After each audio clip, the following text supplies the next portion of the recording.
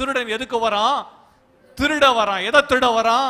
சந்தோஷத்தை திருட வரான், சமாதானத்தை திருட வரான், நம்பிக்கை திருட வரான், விடுதலை திருட வரான், அவங்க வாழ்வில் இருந்த அந்யோன்யத்தை திருட வருகிறான்.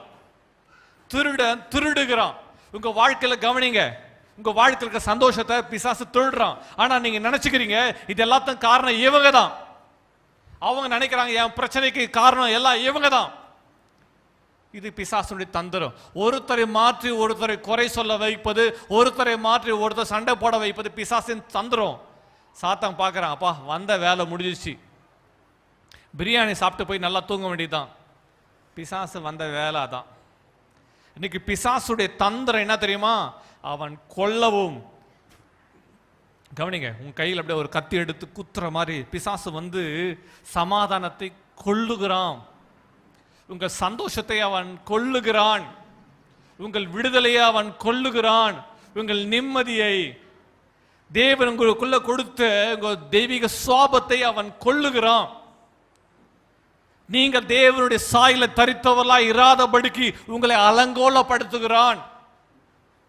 இதான் அவனுடைய திட்டம்.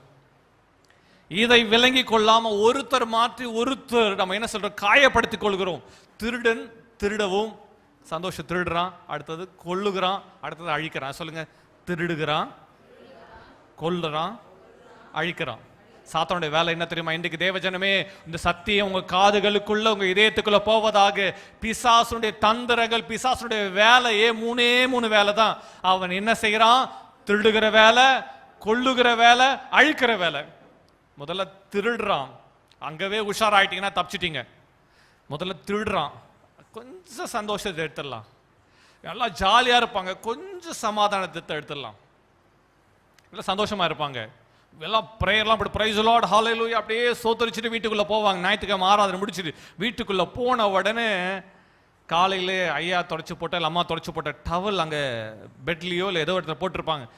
போன உடனே அந்த டவலை பார்த்த உடனே அவங்களுக்கு டவரில் கனெக்ஷன் வந்துடும். என்ன சொல்லுவாங்க தெரியுமா? எனக்கு தான் பிடிக்காது தெரியல, ஈர டவல் இங்கே போடாத எவ்வளோ முறை சொல்லியிருக்கிறேன். என்னம்மா டவல் தானம்மா, அதை எடுத்து வச்சிடறேன். ஒரு முறை சொன்னா கூட திருந்த மாட்டீங்களா? நீங்க எவ்வளவு நாள் இப்படி செஞ்சுட்டே இருப்பீங்க? என்ன ஆகுது?